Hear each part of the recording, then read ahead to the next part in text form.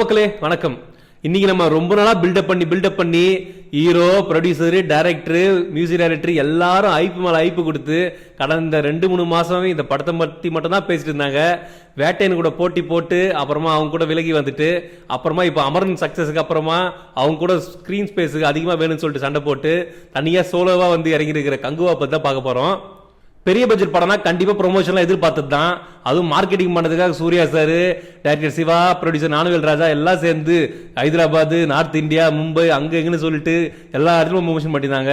So ரொம்ப ஐப்பு கொடுத்துட்டு இருந்தாங்க. எஸ்பெஷலி நாங்கள் வந்தா 2000 தான் வருவோம், 2000 கோடியோட தான் வருவோம் அப்படின்னு சொல்லி பில்டப் கொடுத்துருந்தாங்க. அந்த அளவுக்கு படம் வர்த்தா அப்படின்னு பார்க்கலாம் போயிட்டு ரிவ்யூவில். Mild spoilers agate. ஸோ யாருன்னா படம் பார்க்கலீங்கன்னா பார்த்துட்டு வந்து இந்த வீடியோ பாருங்க. படத்தோட ஸ்டோரின்னு எடுத்துக்கிட்டீங்கன்னா ஏற்கனவே நம்ம 2-3 படத்தில் இதை பார்த்துருப்போம். மகதீரா, ஏழாம் அறிவுன்னு சொல்லிட்டு அதில் வந்த ஸ்டோரி தான். அதாவது ஃப்ளாஷ்பேக்கில் ஒருத்தர் இருப்பார், அவருக்கு எதெல்லாம் ஆயிருக்கும், அவர் வந்து திருப்பி வந்து இந்த காலத்தில் என்ன பண்ணுறாரு, எப்படி அதை சாதிக்கிறாரு, ஏதோ ஒரு தீரா ஆசை ஒரு நிறைவேறு போயிருக்கோம், அது நிறைவேற்றணும், இப்போ இந்த காலத்தில் வந்து நிறைவேற்ற போகிறாரு, எப்படி நிறைவேற்ற போகிறாரு அப்படின்னு தான் இந்த காலத்தில் இருக்கும்.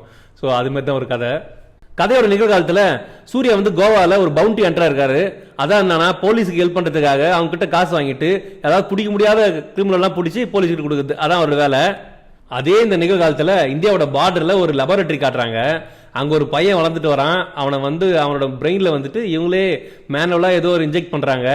அப்புறமா இந்த பையனும் இந்த சூர்யாவும் எப்படி மீட் பண்ணாங்க, அவங்க சூர்யா மீட் பண்ணதுக்கு அப்புறமா ஒரு பிளாஷ்பேக் போறாங்க, 1000 வருடங்களுக்கு முன்பு அப்படின்னு சொல்லிட்டு போறாங்க. அங்க போயிட்டு அங்க ஒரு சூர்யா, அப்புறம் அவங்க சூர்யா சுத்தி இருக்கிற ஒரு 5 தீவு, ஒரு தீவுல அவர் இருக்காரு, அந்த தீவுக்கு அவர் எப்படி வேரியரா இருக்காரு, அந்த தீவை எப்படி காப்பாத்துறாரு, அந்த தீவுல இருக்கிற இந்த பையனே அந்த தீவுல இருப்பான், அவங்க 2 பேரும் எப்படி மீட் பண்றாங்க, அவங்க எப்படி ஒண்ணு சேர்றாங்க, அந்த காலத்துக்கு இந்த காலத்துக்கு என்ன சம்பந்தம் அப்படின்னு தான் மிச்ச கதை. ஃபர்ஸ்ட் படத்தோட பாசிட்டிவ்ஸ் எல்லாம் பார்க்கலாம். ஸ்டோரின்னு பாத்தீங்கன்னாலே கதை சூப்பரான கதை, அந்த பிரமிஸே சூப்பரான பிரமிஸ். அந்த காலத்துல இருக்கிற செட்டப், அந்த ஆர்ட் ஒர்க் எல்லாம் பண்றது பயங்கரமா அவுட் ஆஃப் த வேர்ல்டு. அந்த பண்ணிருக்கிற செட்டப்லாம் செமையா இருந்தது, சூப்பரா இருந்தது.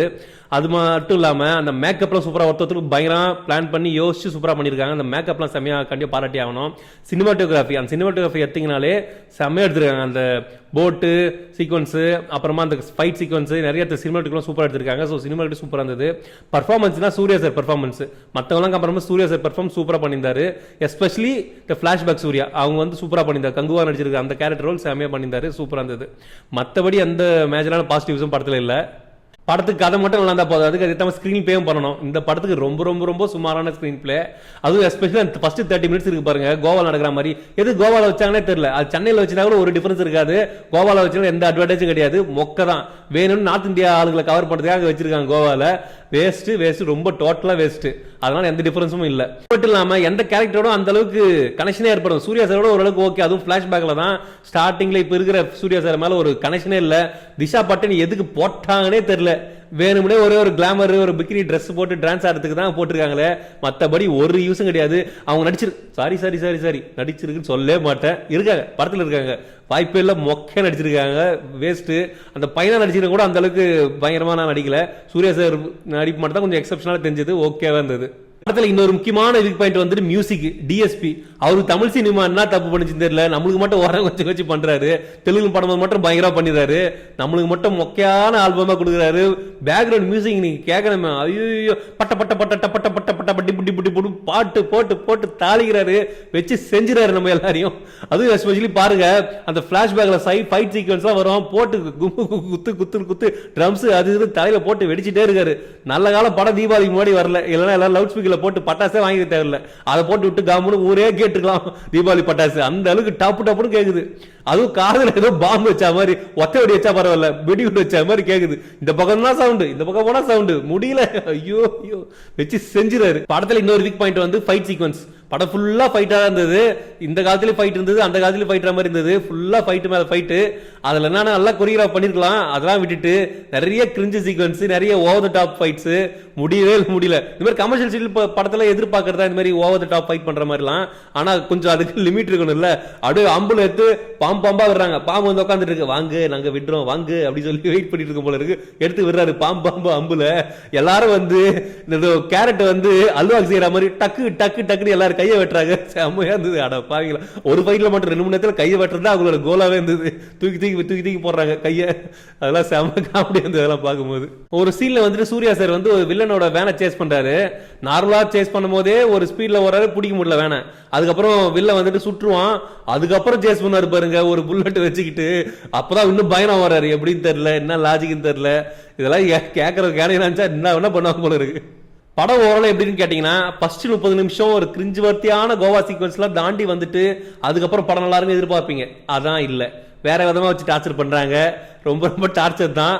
படம் ரொம்ப சுமார் தான். கண்டிப்பா வர்த்தியே கிடையாது. எஸ்பெஷலி அவங்க கொடுத்த பில்டப்புக்கு, அவங்க பண்ண செலவுக்குலாம் ரொம்ப வர்த்தியே கிடையாது. டைம் வேஸ்ட் பண்ணாதீங்க, காசு வேஸ்ட் பண்ணாதீங்க. அதுக்கப்புறம் உங்களோட விருப்பம். சூர்யா சார் ஒரு கைண்ட் ரெக்வஸ்ட், இந்த படத்துக்காக எவ்வளோ டெடிகேட் பண்ணிருக்கீங்க. உங்க டைம்லாம் ஒதுக்கி ப்ரொமோஷன் ஈவெண்ட்டுக்காக நார்த் இந்தியா எல்லாத்திலும் போயிட்டு ப்ரொமோட் பண்றீங்க. இந்த டைரக்டர் சூஸ் பண்ண நல்ல டைரக்டா சூஸ் பண்ணாதா? சிறுதேசியெல்லாம் கம்பேர் பண்ணும்போது எவ்வளவு யங்ஸ்டர்ஸ் இருக்காங்க. அவங்களுக்கு கொஞ்சமா காசு கொடுத்தாலே பயங்கரமா அவுட் கொடுப்பாங்க. அவ்வளவு யங்ஸ்டர்ஸ் இருக்காங்க, சூப்பரா படம் எடுக்கிறாங்க, பயங்கரமா டேலண்ட் இருக்காங்க. அவங்களுக்கு வாய்ப்பு கொடுக்கலாம். அதை விட்டுட்டு சுத்தி எல்லாருமே இந்த சிறுதேசியருக்கு வாய்ப்பு கொடுத்தா என்ன நியாயம் தெரியல. அவருக்கு எப்படி யார் திருப்பி சான்ஸ் கிடைக்குதுன்னு தெரியல. இது நியாயமே இல்லை. மற்றவங்களாம் எத்தனை பேர் இருக்காங்க, அவங்களுக்கு கொடுக்கலாம் வாய்ப்பு. அது மட்டும் இல்லாம இந்த 1000 கோடி 2000 கோடி சேஸ் பண்ணிட்டே இருக்காங்க. எதுக்கு அதுக்கு போனே தெரியல. நார்த் இந்தியா 1000 கோடி வச்சாலும் வரட்டும், பாகுபலி வந்துச்சுன்னா எடுக்கட்டும். நம்ம எதுக்கு அங்க போனோம்? நம்ம 100 கோடி போட்டு 150 கோடி பண்ணாலே பெரிய லாபம். எதுக்கு அதுக்கு மேல தேவை?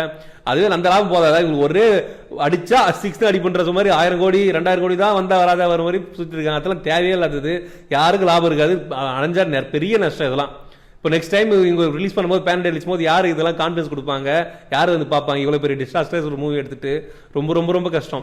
எஸ்பெஷலி இது மாதிரி பேன் இண்டியான்னு போகும்போது பாருங்க, திஷா பட்டாணி கூப்பிட்டு வந்துட்டு பாபிதி எல்லாம் எதுக்கு கூப்பிட்டாருமே தெரியல. திஷா பட்டாணிக்கு ஒரு பேப்பர்ல நடிப்புன்னு எதுக்கு கொடுத்தாலும் படிக்க கொடுத்து எனக்கு பழகுது. அந்த அளவுக்கு ரொம்ப மோசமா இருக்கு. வேஸ்ட். நம்ம ஊர்ல சென்னை போல இருக்காத இல்லாத ஆக்ட்ரஸா பிரியா பவானி சங்கர், ஐஸ்வர்யா ராஜேஷ் நடிச்சா கூட நடிச்சிருப்பாங்க இந்த கேரக்டர்லாம். எதுக்கு திஷா பாட்டுலாம் போட்டுட்டு வேணும்னே பேன் இண்டியா அட்ராக்ட் பண்றதுக்காக வேணும் வச்சிருக்காங்க. Waste, total waste. ஓவராலா இந்த படம் வந்து ஒரு சரவெடியா இருக்குன்னு எதிர்பார்த்தோம். ஆனா மறுத்து போன ஊசி பட்டாசா போயிடுச்சு. Total disaster. ஏற்கனவே இது இருக்குல்ல, இது எதுக்கு? உங்களுக்கு வீடியோ பிடிச்சதுன்னா லைக் பண்ணுங்க, ஷேர் பண்ணுங்க, மறக்காம சேனலுக்கு சப்ஸ்கிரைப் பண்ணுங்க. மற்றொரு வீடியோ சந்திக்கலாம். 2000 crore எதிர்பார்த்துட்டு இருக்கேன், நீங்க என்ன 1000 crore அப்செட் பண்றீங்க? கடல்லே இல்லையா?